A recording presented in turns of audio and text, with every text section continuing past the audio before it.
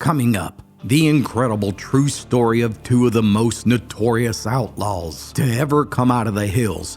And later, she was the real-life Appalachian Black Widow. Two brand new stories on this double episode that have never been told before. This is Appalachia's Deadliest.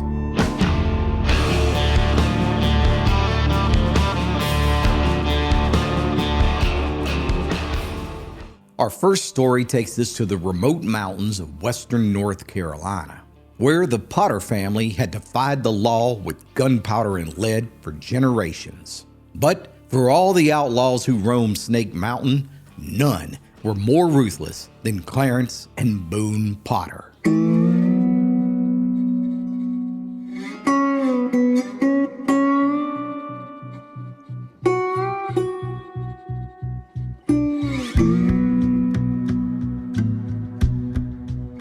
The old-timers used to say that some men in these hills were just born bad and destined for a life of violence and bloodshed from the very first breath they took. And when it comes to Clarence and Boone Potter, no truer words have ever been spoken. You see, both these boys were born in the early 1880s on the North Carolina side of Snake Mountain, whose summit was the state line separating it from Tennessee. And while most boys spent their childhood learning the value of hard work and morals, Boone and Clarence, well, they spent their entire youth receiving a first-class education in the art of violence. That's right, they were born into a long line of outlaws and bootleggers who terrorized Watauga County, North Carolina, and Johnson County, Tennessee. In fact, the Potter clan had spread itself all across Snake Mountain until there were so many of them living in its ridges and hollers that most folks simply called the entire area Potterstown. And up there, well, there was little use for government law, and the very location of their settlement gave those outlaws a mighty advantage. There was no way the lawmen could touch them, since it was illegal for law enforcement to cross over from one state to the next. And every time one of those Potter outlaws committed some violation of government law, most sheriff deputies wouldn't even attempt to execute a judge's warrant. And if they did, the outlaws would simply step over the state line and instantly be out of the lawman's legal jurisdiction. And when it came to those two boys, it was said that Clarence got his first .410 shotgun when he was 5. And by the time Boone was 7, well, he strapped on a Colt pistol with his belt just as regular as he put on his boots. Both lads had been raised, spending many days stirring their family's bubbling corn mash, feeding wood beneath the still, and helping to bottle that white corn liquor. And by night, they watched as hardened men gambled their money away and then shot and stabbed one another at card tables. The boys quickly learned that a man who hesitated was often the very same man who was on the floor bleeding. And Clarence and Boone, well, they fell right in with them. Once, when Clarence was 6, an older boy who was nearly double his size started bullying him. But Clarence stood his ground and never blinked an eye. Instead, he pulled his pocket knife and stabbed the lad. And by the time Boone was 8, he had already been convicted of stealing a neighbor's mule, and just a year later, he was arrested for breaking into a local sawmill and stealing equipment. But because of their age, most of their run-ins resulted in little more than a slap on the wrist, and that seemed to empower and even embolden these budding outlaws. You see, Boone and Clarence were cut from the same cloth, and they were always up to no good. And when those boys were together, you could bet your last dollar that trouble, oh, it was coming.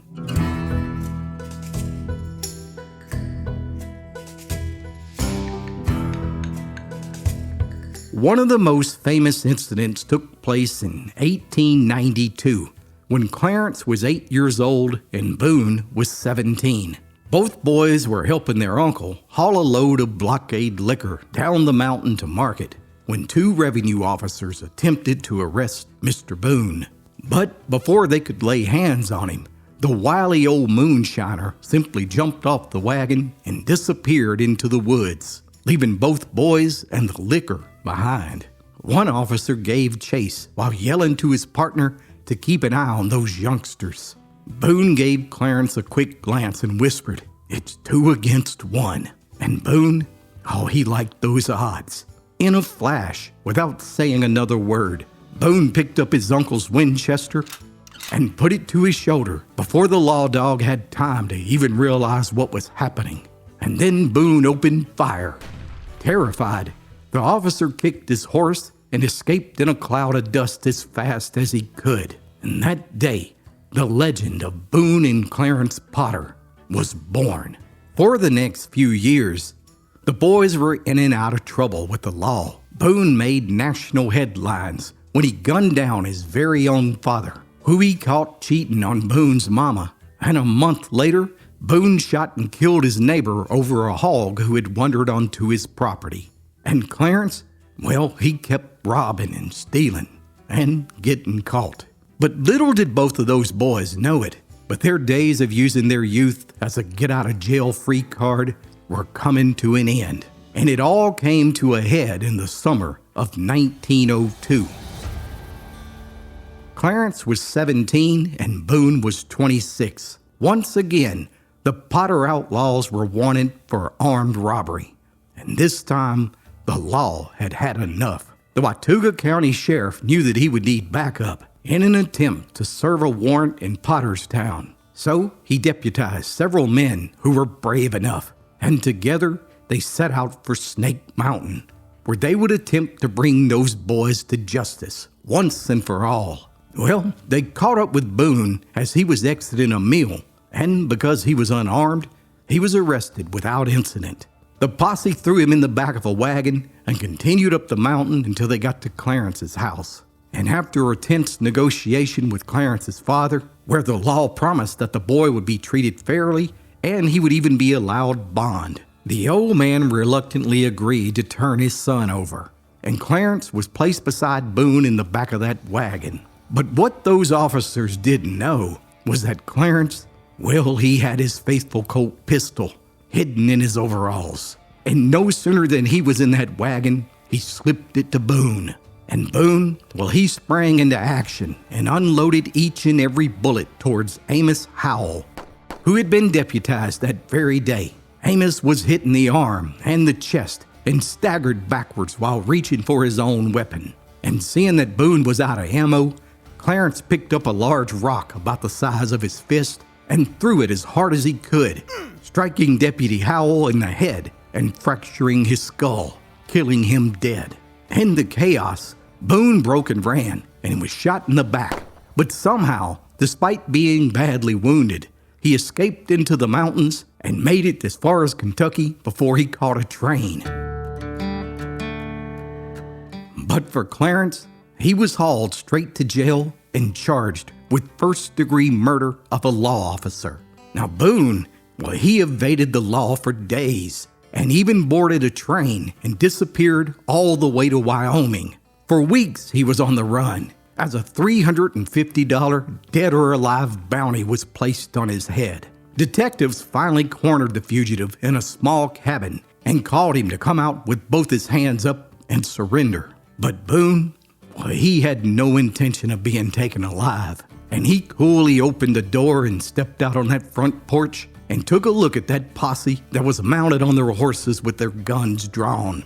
And he said, boys, I ain't a-going. Then he pulled a .44 caliber from his side and opened fire. Over the next 30 seconds, no fewer than 40 rounds were shot, and when it was over, Boone laid in a pool of blood. They loaded him back on a train and transferred him back to the mountains of North Carolina to stand trial. But he would never recover from those wounds, and it was said that on his deathbed, he confessed to killing 17 men.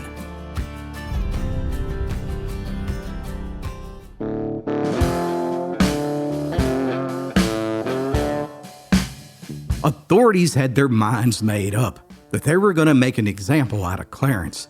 So they drug him into the courthouse, and in a trial that lasted little more than 4 hours, Clarence Potter, at 17 years old, was found guilty and sentenced to become the first man in the county's history to be put to death by hanging. Finally, they got him, right? I mean, surely he would never get out of this, would he? Well, not so fast, my friend, because things aren't always as they appear, and you won't believe what happens next.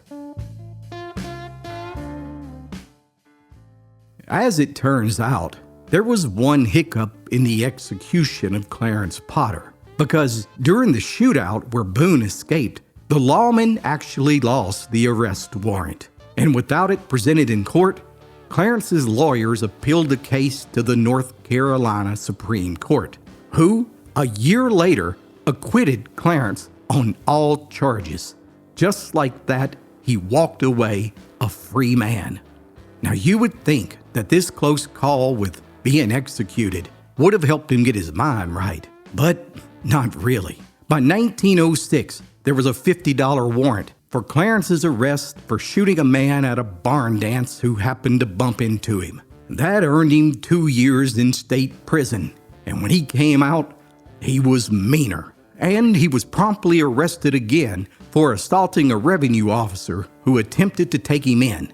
And by now, North Carolina just wanted to get rid of this dude. So instead of putting him back in prison, they banished him from the state for a period of 2 years, which Clarence obeyed. But once his ban expired, within 3 days he was back in North Carolina, where he confronted his brother-in-law in the front yard over an old grudge. Now, Clarence didn't like that fella's tone one bit, so he slapped the taste right out of his mouth. In an instant, both men pulled their pistols, and Clarence was shot twice in the arm, but he still managed to empty his revolver, firing wildly and missing his brother-in-law every time. But Clarence's poor old mama, who'd been standing on the front porch watching the entire confrontation, was suddenly hit by one of Clarence's bullets, and it shattered the bone in her leg, in a terrible wound that required her leg to be amputated and made her a cripple for the rest of her life. As you might imagine, Clarence had a lot of enemies, and he was shot 3 different times from the ambush, once in the stomach, another in the chest, and another in the back, which almost killed him. In 1928, Clarence tried to evict his own mama and daddy out of the house that they had lived in their entire lives, the same house that Clarence had been born in, and he even pointed a pistol at his mama.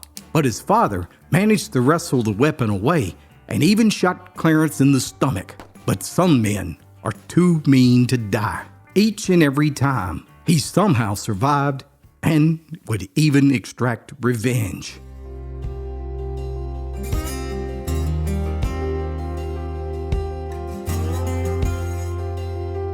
Clarence Potter finally moved out of western North Carolina for good at 50 years old, when he finally came down off Snake Mountain on the Tennessee side and took up residence in Johnson County, where he would live to the ripe old age of 81 years old. Folks said the last person you wanted to have for a neighbor was Clarence. And they weren't kidding, because even in his old age, he shot a neighbor over a property line dispute. By the time he died in 1965, Clarence had killed at least 12 men and was quoted as saying, "I never killed a man that didn't need killing." Combined with his cousin Boone, the Potter boys murdered at least 27 men during their lifetimes. Those Potter boys were sure some bad dudes, but the woman on our next story would have given those boys a serious run for their money. Coming up, the incredible true story of Appalachia's real-life Black Widow, Alice Burton.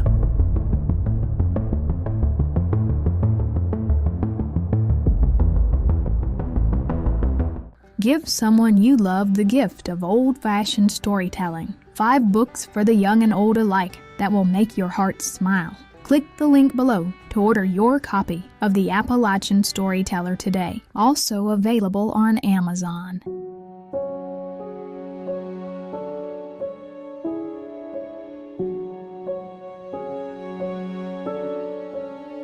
Our story begins in the spring of 1893 at the mouth of Acorn Gap in Monroe County, Tennessee. Now, this gap was a narrow passage through the foothills that opened up into a picturesque and fertile valley that laid beneath the long shadow of the Great Smoky Mountains. The land was broken by wooded ridges and rocky fields, but beneath it ran an abundance of cold, crystal-clear springs. Now, this water, it was so plentiful and so remarkably pure that the first early settlers gave this hidden oasis a fitting name, Sweetwater.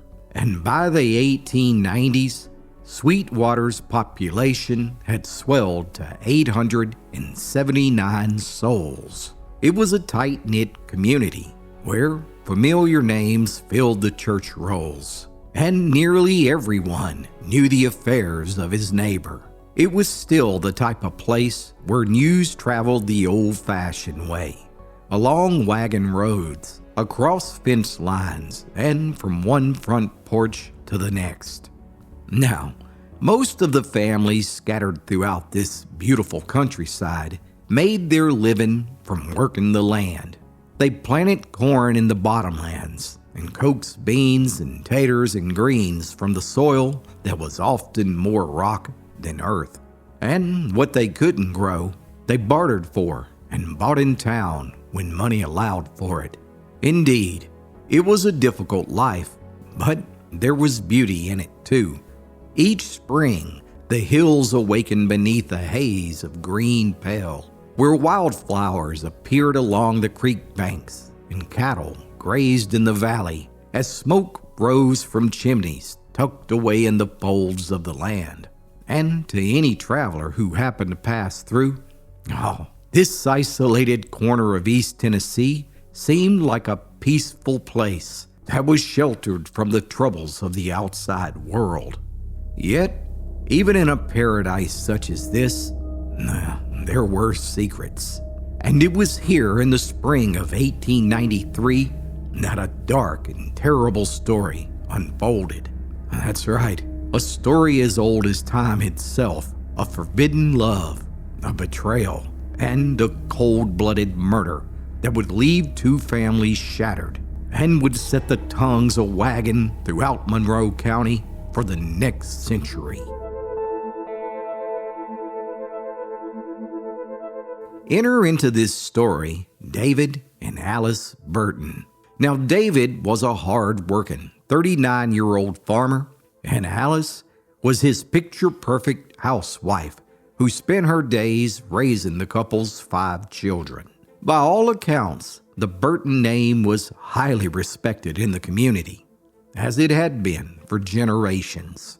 And while their days were filled with endless field work and chores, the family always looked forward to Sundays. It was then that David would hitch up the wagon to 2 mules and lovingly help Alice into the passenger seat, and then pick up each of his young'uns and set them on a bed of fresh hay that he had loaded on the back to make the ride smoother. And together, they would start down the dusty road to St. Paul Lutheran Church. Yeah, this was the absolute highlight of the week, a chance for their souls to be watered with the gospel, and a place for their physical bodies to socialize with friends and neighbors who they rarely saw.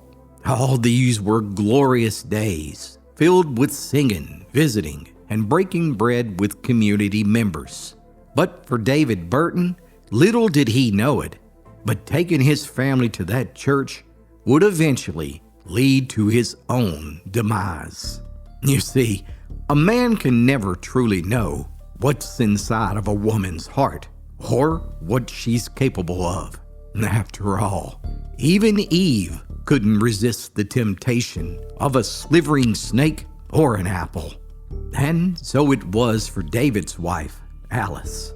You see, somewhere among those crowded Sunday gatherings, amid the singing of hymns and the shaking of familiar hands, Alice Burton found herself drawn to another man.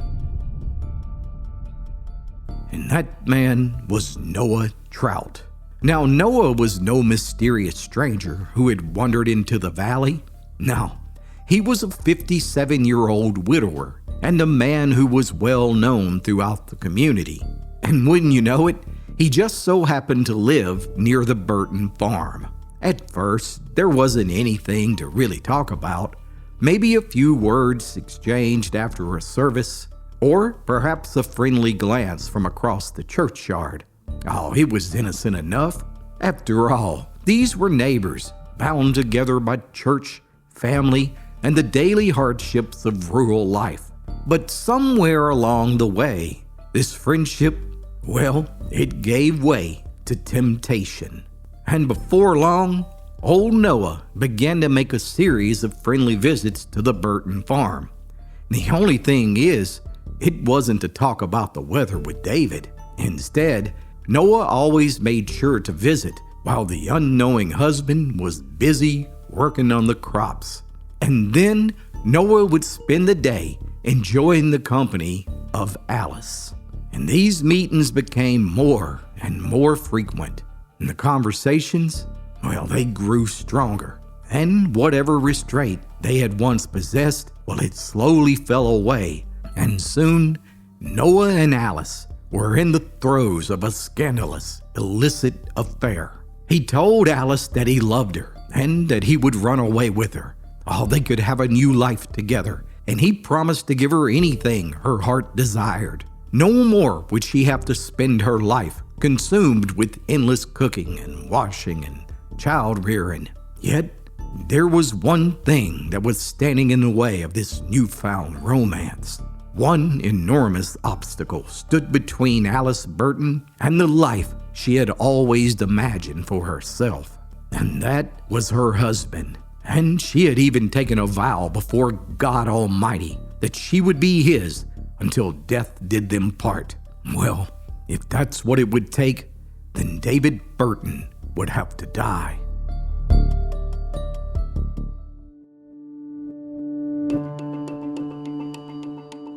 So began one of the most diabolical plans in the history of Appalachia. Alice and her lover Noah began concocting a plan to get rid of David Burton. But exactly how would they go about it? A gun? Oh, that was too loud, and folks would hear the exact moment it was fired for nearly a mile away. Perhaps a knife? Well, that was too messy and would leave too much evidence. What they really needed was a way to make it look like David had simply passed away from natural causes. Oh, that way, no one would cast any suspicion upon the loving wife. So, with that in mind, Noah Trout paid a visit to the only general store in Sweetwater, where he purchased a package of rough-on rats. That's right, rat poison. And then he gave it to Alice, with strict instructions to wait a month before using it. But Alice, well, she wouldn't wait. Instead, on the very next morning, Thursday, April 20th of 1893, as David woke up and got himself ready for a day's honest work, Alice made a fresh skillet of cornbread, where she had carefully put the rat poison on one side of the pan, but not on the other. Then she proceeded to give the poison side to her husband and the other half to her children. David immediately fell sick and vomited for nearly 2 hours, but somehow he was able to recover and then spent the next 10 hours working in the hot sun before returning home that evening, where Alice welcomed him home with another freshly cooked meal. This time it was a pot of turnip greens, and she wasn't going to take any chances. Instead, she poured the entire box of rough-on rats into the recipe and fed her husband with a lethal dose. Within minutes, David became confused and even attempted to stand from his chair, but he collapsed backwards to the floor, where his wife watched as he crawled helplessly to the water bucket, where he then drank about 2 cups before vomiting uncontrollably. For the next 3 hours, Alice stood guard at the cabin door, making sure no one came or went by the homestead. All while inside, her husband lingered in excruciating torment before he finally died.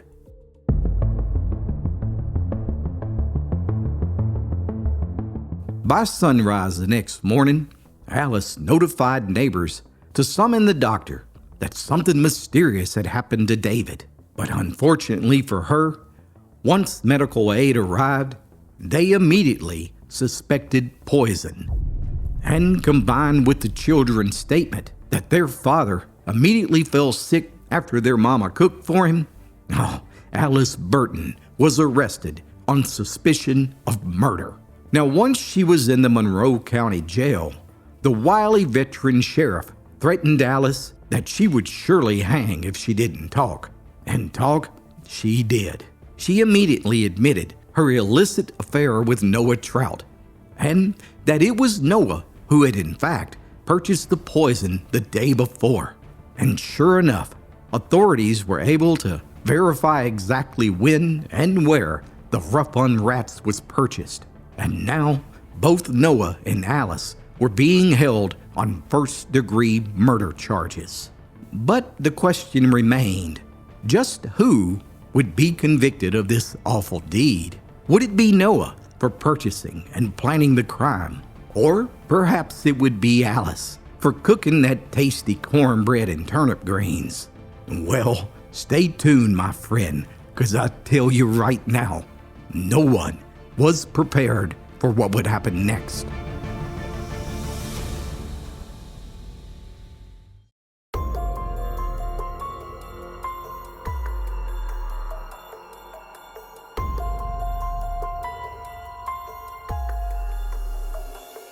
A grand jury was quickly convened and closely listened as Alice blamed Noah from the stand for nearly an hour of how he promised to elope with her if she would only kill her husband. Yet, when Noah took the stand, it was a completely different story. Yeah, sure, he had purchased the poison, but a simple examination of the merchant's receipts, that proved that Noah had purchased that poison several times in the past, and he contended that it was merely a coincidence as to the timing of David's murder. Besides, all that nonsense of having an affair with Alice and running away with her, that was nothing more than outright lies. Alice had made it all up to cover her crime. There was no way that Noah was involved in this. After all, he was a respected deacon in the church, and he was still grieving from the loss of his own wife just the year before. And for their part, the members of the grand jury believed every word of Noah's testimony, and they promptly dropped all the charges against him.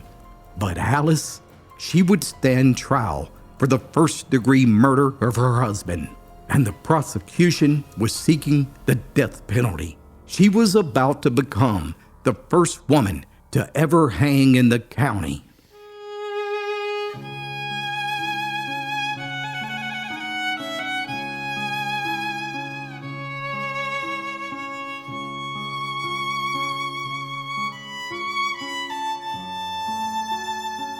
So was Alice framed for murder, or was Noah just as guilty as she was?